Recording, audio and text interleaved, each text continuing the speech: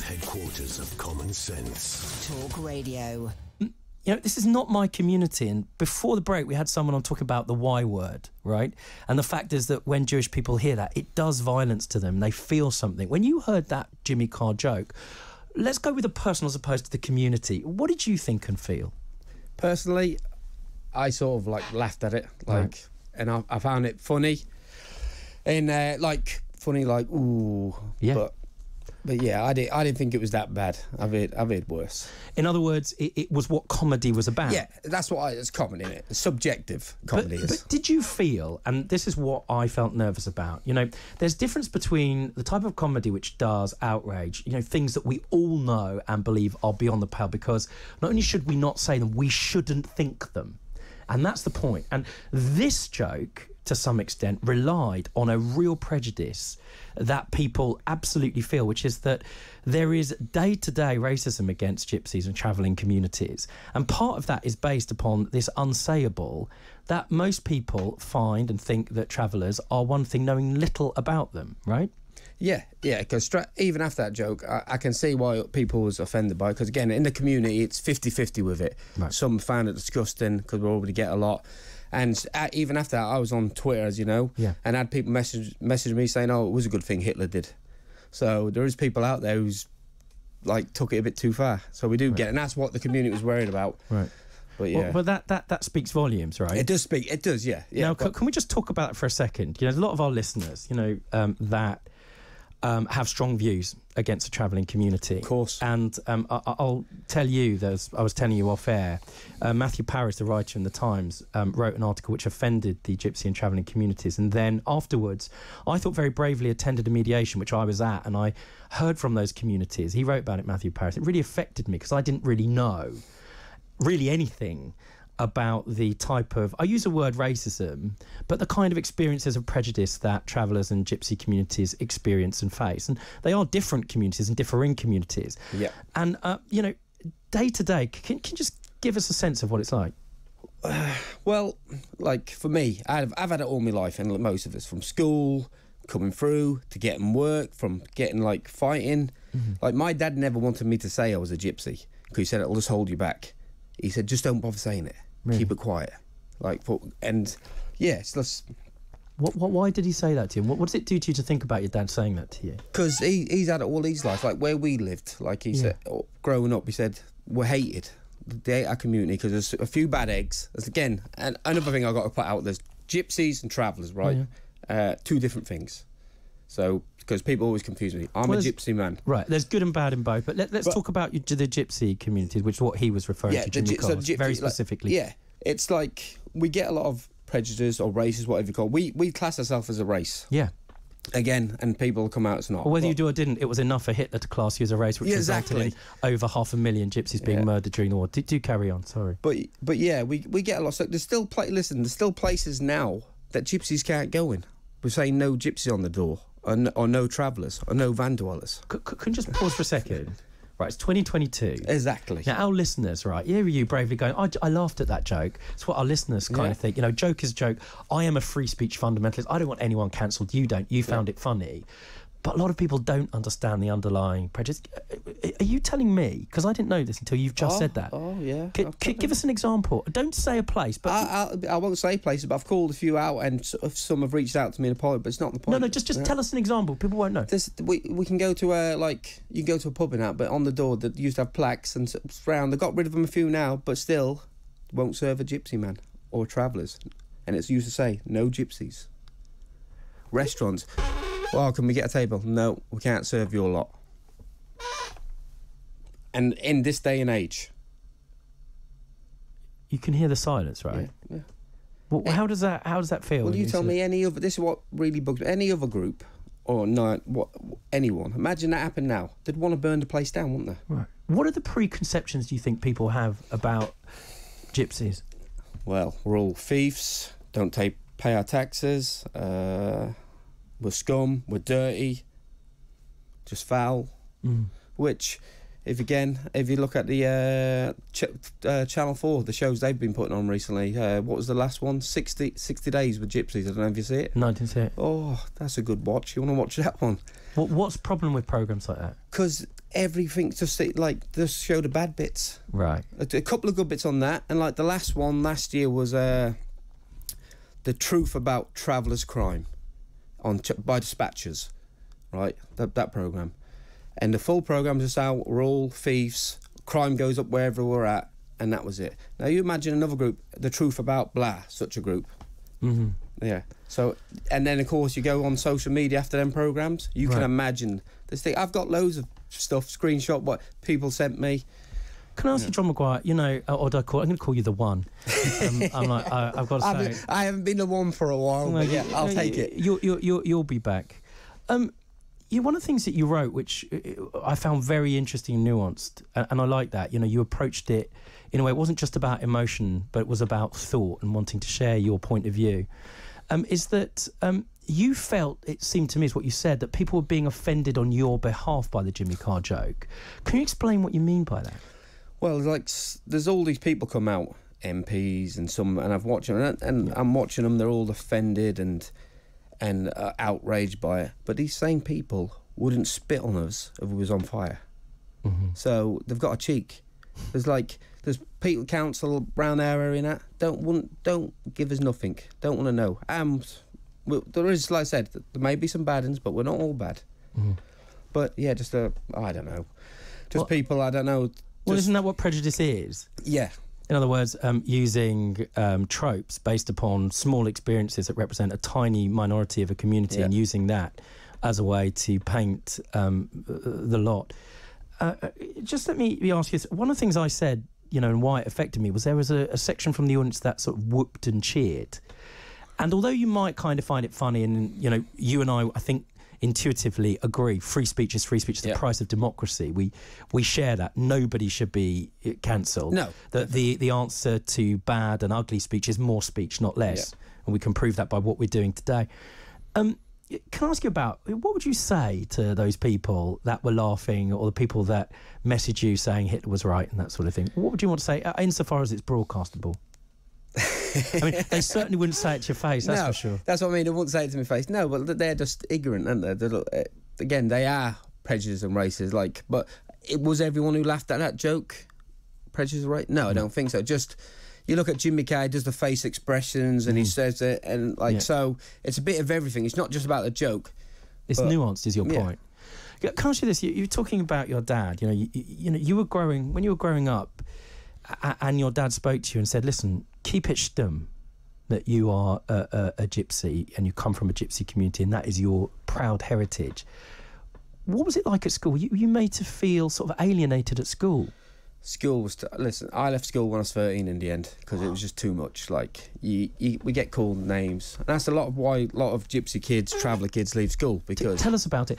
I'm going to say, when I was listening at this mediation, they said the same thing about the violence that their kids get at school. Just tell us it. You know, as mums and dads it's just, you know, I've always said... kids at school, kids can be the most cruel people in the world because they've got no filter, no nothing, and you get like every day coming, oh, you smelly gypsy, smelly this, smelly pikey, you know, you jippo, which jippo and pikey are the worst things ever. Especially pikey is the most offensive word ever. Right. Like I've said, I'd sooner be you call me a whatever else than a pikey. Why? You know, that's a word that people will use around, I have to say, posh dinner party tables and think nothing of it. Because it's we in our communities, we think the word pikey is like the black people, like the N-word. Right, it's an N-word. Yeah, Right. We hate it with a passion. So why do you think that people haven't picked up that it's so offensive? Because I think, like I said, we get put on the back burner. Like they're not bothered. Oh, we say what we like about them. Like, can you just tell me more? You leave school at 13, right? You've had an extraordinary success. Not only you've stayed out of trouble, you've succeeded on a global platform, and hopefully when your back gets better, you'll be back as the one and fighting again, and you're teaching young people and inspiring. Teach around the world, travel back and forth to the States, teach everywhere. And you're inspiring people, you know, and you listen, MMA fighting is now probably the biggest thing in terms of martial arts now in the world. Best sport in the world, I find it. I wasn't quite sure, but I've really got into it. Yeah. I think it's, that mixed martial arts is really, really interesting. But it's required you to be everywhere and speak to every community, and you've, say the very least, had to succeed. But you leave school at 13. You said that that's the experience of loads of young people. Yeah. It can't just be name calling. There's got to be something else that's going on. It's just bullying. You get bullied. I was a coward. Like Really? I'm just saying, I was a little like a coward. I got bullied, picked on, this and that. And him there, my dad said, that's enough. He said, come work with me. We'll teach you the ways. Yeah. And just get on with it, earn some money and keep out of trouble. Because my dad was always wanting to keep straight and narrow. Like a lot of gypsy communities and travellers, want to be straight and narrow on the narrow. Yeah. Well, not just that, but there's also something else at the heart of it. You talk about your dad with such sort of affection.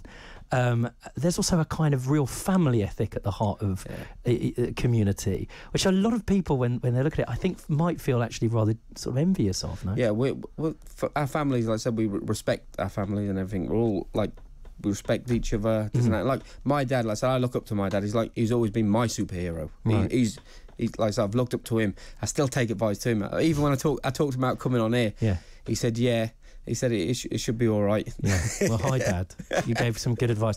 Can I ask you, what sort of employment opportunities are open to you? You leave school at 13. Turns out you are a very talented fighter. What would have happened if you hadn't been? Where would you have been?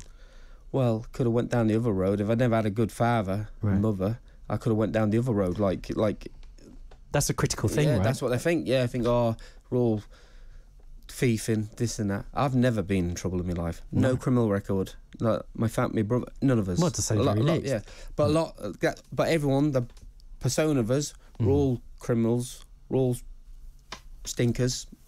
You know what I mean? That's what we get. Can I ask you, before coming on here today, I wanted to talk to you about the joke, and I was one of the people, and I remain, I'm afraid. I mean, nothing you said has persuaded me about that joke. There's lots of it that I think's okay. We talked about this before. You can tell Holocaust jokes, and the difference between one that's offensive and not. There was a good article this week in the Times which named a few of them. And I laughed at every one. I didn't think at the core of it there was any sort of level of hate going on, or any sense that we as a community listening to it, laughing at, are secretly thinking, oh yeah, that's a bit true. We're all horrified by what isn't true or is prejudice. That's what's important, and people should be able to say what they want.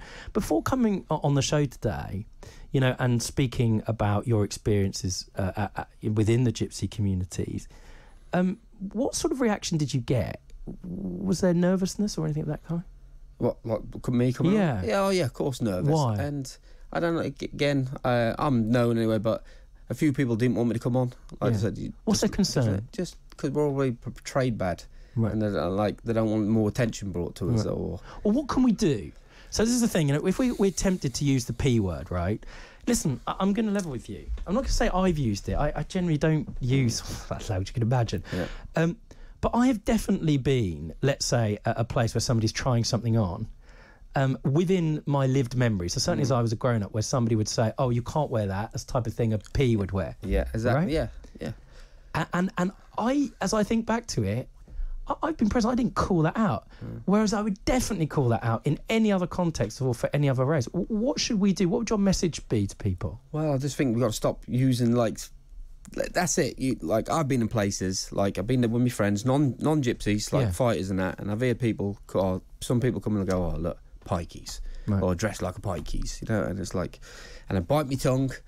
I'm and then sometimes if they're also, because sometimes it's older people, I'll just bite my tongue. Right. But if they're a bit younger, my age, I'll tell them. I'll say, what are you on about? It is interesting you say it's older people. There's a real respect within that community. Yeah. Can I ask you just a little bit about that? To those listening who have got a degree of, well, frankly, ignorance about the gypsy and travelling communities, a lot of that. What would you say to them? Listen, you talk about things that have been on Channel 4, and you talk about the bad eggs, and there's nobody that denies that, right? You least of all amongst them, right? But your point is that the small minority don't get to represent the overwhelming majority of a community, correct? That's the very nature of ignorance. What would you say, though, to those listening who've got sort of a degree of prejudice about your community? Well, they've got to open their mind a bit. They've got to realise, like I said, we're not all the same. It's like you just said, it's many communities got the bad eggs and good, but the towers were all the same brush. And like I said, that's why my dad never wanted me to say, because I used to, when I first started early on in my career, I used to say, "Oh, the gypsy man's arrived," isn't that? He went, "Son, just don't use gypsy because it's going to hold you back." How old were you when that was okay?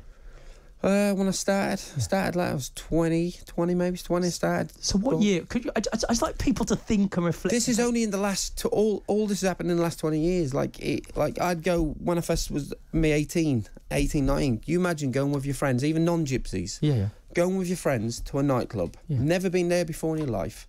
Get to the door, let everyone in. Yeah, you come in. I get to the door. Not tonight. And I go. What do you mean tonight? No, I can't let you all lot in tonight.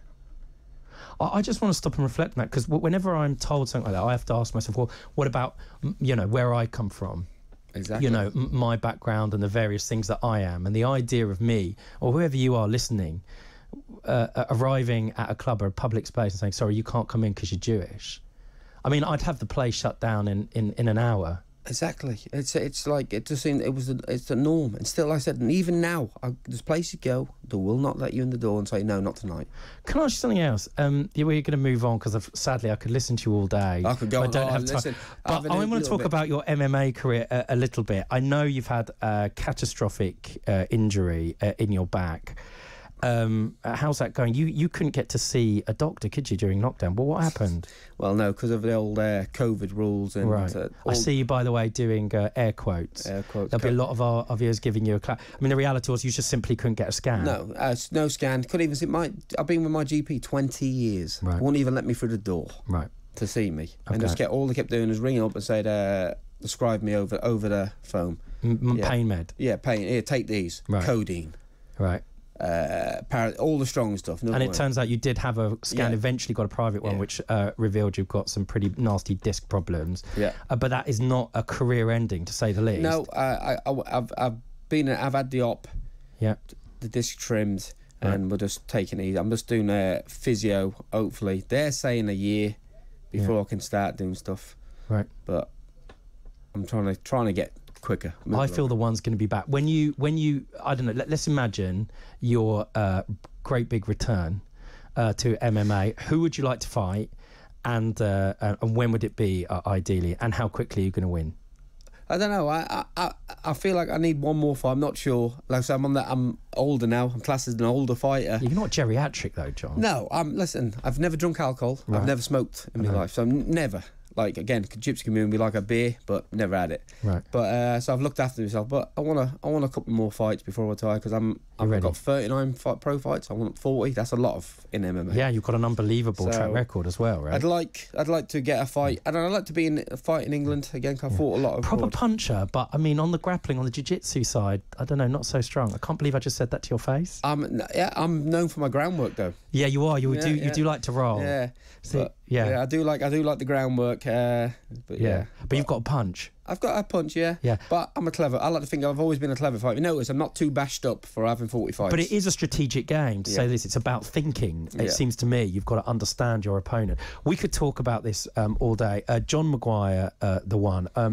I want to say thank you for talking to us today, right? First of all, for your courage, for being prepared to speak, not on behalf of the gypsy communities, that's not what you're doing, but about your experience. And what you demonstrate is that when we hear a story about what it's like to live in somebody else's shoes, we might be able to change our behaviour and just to improve not just our lives, but the lives of other people. And I think that you've articulated that so beautifully today. Thank you, John. Please heal well. And above all else, tell me what your chances are so I can put a bet on. This is Rob Rinder. That was John Maguire, and you're listening to Talk Radio. Good talk. Hot talk. Bold talk. Talk Radio. Listen on your smart speaker. Watch it live on your smart TV. The world headquarters of common sense. Talk Radio.